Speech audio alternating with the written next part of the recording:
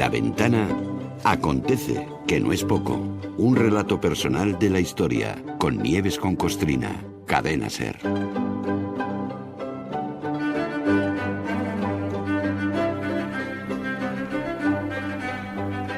Vamos a ver, y esto es una lección, el mundo, bueno, o mejor dicho, las personas pueden dividirse de muchas formas. Están los ricos y los pobres, los altos y los bajos, los simpáticos y los antipáticos, los crueles y los magnánimos. Y en este último apartado sería muy interesante analizar los comportamientos de unos y otros en situaciones de guerra, que son, claro, estas situaciones límite. Porque la guerra en sí misma ya es un desastre, y un fracaso monumental. Pero si ganas una guerra, lo de encima humillar al enemigo, pues así en principio no parece, o al menos a mí no me lo parece, el mejor sistema. Bueno, pues el episodio histórico que hoy nos trae Nieves tiene un poco de todo eso. De ganas de humillar, pero también de saber corregir sobre la marcha. Exactamente. Porque fíjate, habían pasado 24 días desde que Japón firmara el acta de rendición de la Segunda Guerra Mundial en la cubierta del acorazado Missouri, un hecho histórico, fotografiado y está en todas partes, estaba en la bahía de Tokio, y se firmó ante el comandante supremo de las potencias aliadas, que era Douglas MacArthur, ¿no? Efectivamente. Sí. Pero a este general estadounidense, oye, como que le faltaba algo, ¿no? Porque la rendición la firmó el ministro japonés de Exteriores en nombre del emperador, y bueno, y unos cuantos generales nipones. ¿Y sabes lo que le faltaba a MacArthur? Que estaba muy rabioso. ¿Sabes lo que de verdad quería, deseaba él, con todas sus ganas? Me lo puedo imaginar, que es tener delante y que firmara y que de alguna forma se humillase, pues el propio emperador, ¿no? Efectivamente, sí. Quería tener delante al mismísimo Hirohito. Mirar desde arriba los ojos rasgados de ese señor de 1,5 metros que le había liado muy parda, metiendo a Japón en la guerra. Y así fue como el 26 de septiembre de 1945, el derrotado emperador japonés tuvo que acudir a la embajada de Estados Unidos en Tokio, al terreno del ganador, y agachar la cabeza. Algo absolutamente impensable, dada la esencia sagrada de Hirohito. Tras aquella cita, el plan era detenerlo y ejecutarlo. Ay, como hiere y molesta una traición, aunque sea en la imaginación, como duele, aunque tú lo disimules, como duele una traición. Claro, hay que situarse en el momento y en el contexto. Desde luego, bueno, el plan no llegó a ejecutarse, ahora lo comentará Nieves, pero en ese instante era muy difícil perdonar aquel ataque a traición a Pearl Harbor que se había producido 4 años después. Es que fue, exactamente, fue tremendo aquello, ¿no? A ver, cuando acabó la guerra, primero en Europa, que se finiquitó en mayo con la capitulación de Alemania, y luego en el Pacífico, cuando a mediados de agosto se rindió oficialmente Japón, pues los aliados, los ganadores, pidieron la cabeza de los culpables. Ahí están los procesos de Nuremberg famosos, ¿no?, contra los gerifaltes nazis, muchos de ellos ejecutados. Si hubieran capturado a Hitler, se lo hubieran cargado, pero seguro, como se le suicidó antes, qué rabia, pues no pudieron, ¿no? Pero ¿qué hacer con Japón? Hirohito era el homólogo de Hitler en Japón, claro, en cuanto a poderío, y claro, los aliados exigieron su cabeza también. En ese escenario es cuando MacArthur le dice al emperador Hirohito que se persone en la embajada estadounidense para tener ahí una charlita. Vente para acá que vamos a charlarte un poquito. Exigir a todo un emperador sagrado que fuera a ver a un yanqui a su despacho era algo inconcebible para los japoneses. Hirohito fue. Y solo hay que ver las fotos de aquel encuentro para comprobar la cara de desconcierto de MacArthur, porque no esperaba que la reunión fuera por los derroteros que fue. MacArthur no sabía ni cómo posar para la foto. En jarras, con las manos en los bolsillos de atrás, apoyado sobre una pierna, con los ojos además como diciendo, no sé qué cara poner.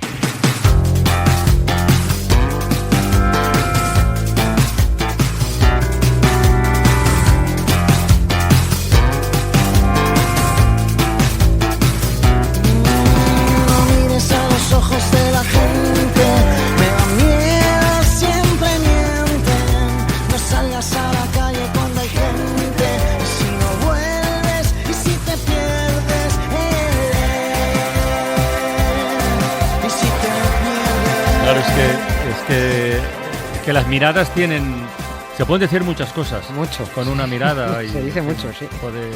Descríbenos la escena. A ver, ¿cómo fue eso de...? ¿Y qué es lo que desconcertó exactamente a MacArthur? A ver. Porque si ya tenía en mente hacer lo que quería hacer, sí, ¿qué es lo que le descolocó? Mucho, se descolocó mucho. Hirohito llegó, bueno, pues, como se esperaba, todo, sí, muy aseado, muy repeinado, perfectamente trajeado, con chaqué.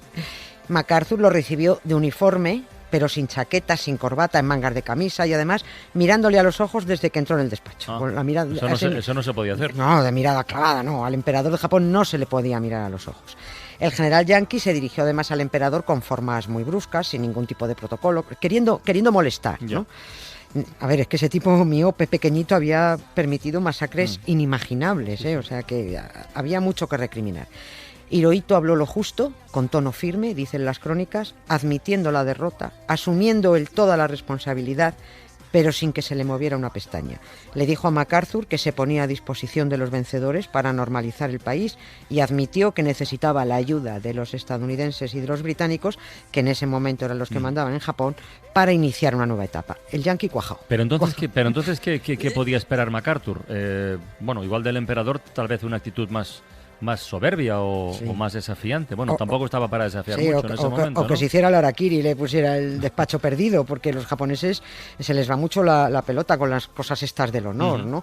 Puede que MacArthur esperara a un hombre arrogante, que lo tratara con desprecio, que exigiera el debido respeto a una persona sagrada, y el general hizo todo lo posible para molestarlo y provocar una reacción altiva, ¿no? Porque seguramente en ese momento, después de pegarle la bronca, hubiera optado por retenerlo en la embajada para iniciar un proceso por crímenes de guerra, tal y como exigían los aliados, ¿no?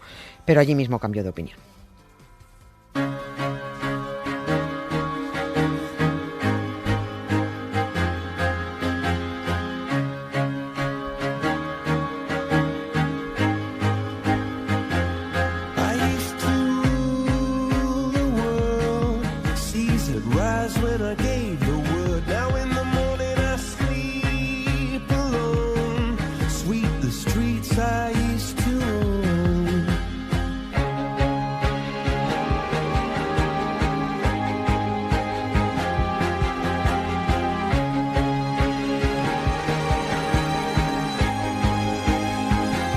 Estaba pensando que igual fue esa sumisión, la sumisión que mostró en aquella cita, lo que le salvó su propia vida. Eso dicen. Los que han estudiado muy bien todo esto creen que sí, que puede que Hirohito salvara el pescuezo por su actitud, ¿no?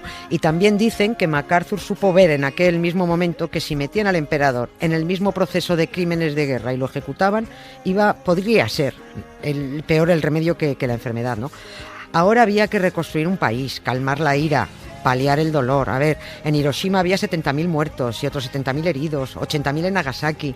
Había que hacerles entender que no eran tan grandes como se creían y bajarles los humos, porque no se puede ir por el mundo ahí en plan kamikaze, ¿no?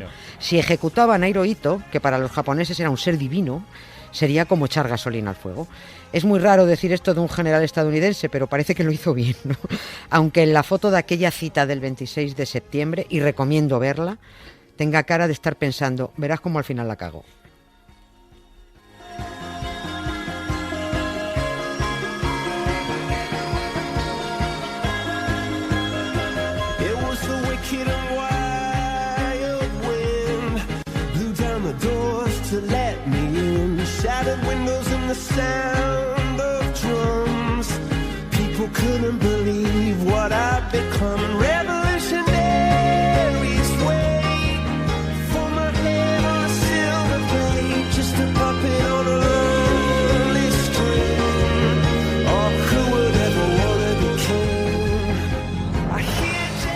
Oye, Nieves, ¿y cómo se tomaron los aliados que finalmente MacArthur no les entregara a Hirohito? No se lo tomaron bien. No, ellos querían su cabeza y querían la cabeza de él y de toda la familia real, como quisieron las de los nazis, ¿no? Pero bueno, MacArthur incluso fue más allá, porque le dijo, no hace falta que abdiques. Y empezó incluso a amañar un proceso judicial para que Hirohito y los miembros de su familia pues salieran exonerados de toda sospecha de haber ordenado crímenes de guerra. Eso por un lado, y por otro los japoneses, esa humillación tan clara y tan evidente de su emperador, sí, de acuerdo a sus normas, que reaccionaron bien. Sí, lo tomaron bien, ¿no? Y de hecho, 3 meses después, el 1 de enero de 1946, Hirohito renunció a su esencia sagrada y asumió su condición humana.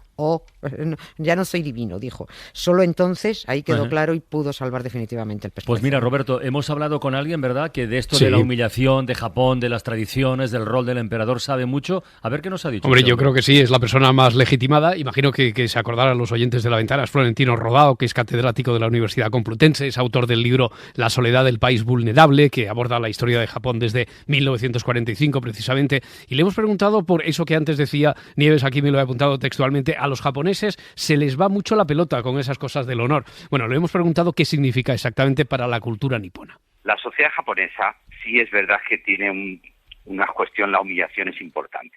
Tienes que devolver un regalo, por ejemplo. Si no lo devuelves de alguna forma, sí es verdad que tienes una deuda, lo que se llama el yen en Japón. Más allá de eso, en el caso de la guerra, hubo, sí es verdad, un caso importante de humillación por no haber respondido a las expectativas de los fallecidos. Es decir, todo el país había estado luchando, mucha gente había dado su vida y en un momento determinado el Japón, al quedar en paz o al abrazar a los americanos, etcétera, o abrazar la paz, de alguna forma sí que se sintieron humillados y en ese sentido el papel del emperador fue crucial, es decir, si lo hace el emperador, tenemos de alguna forma, cumplimos con nuestro honor. Ya, y le hemos llegado a preguntar también, pero a ver, esto que suena, como decía Nieves, tan heavy, ¿esto se resuelve así, con un harakiri?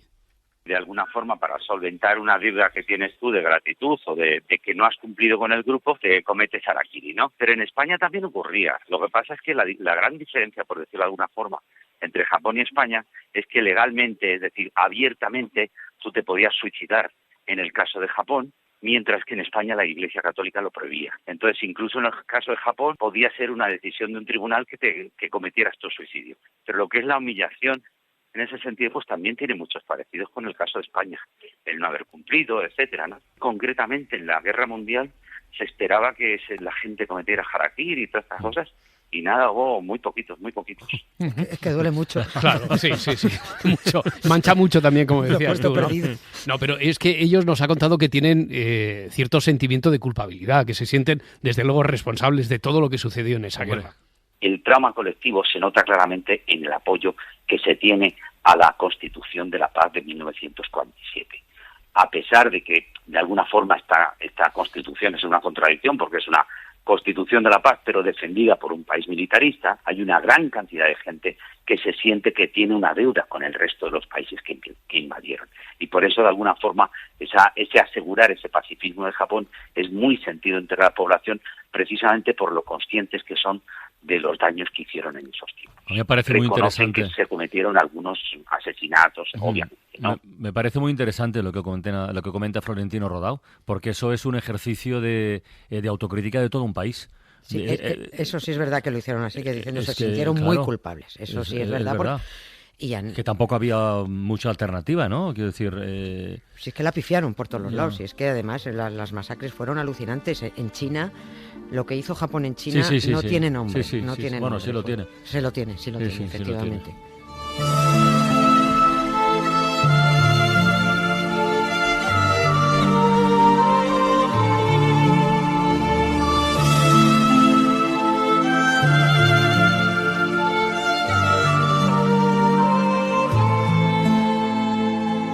Nieves Oncostrina, el próximo lunes más, ¿vale? Más historia.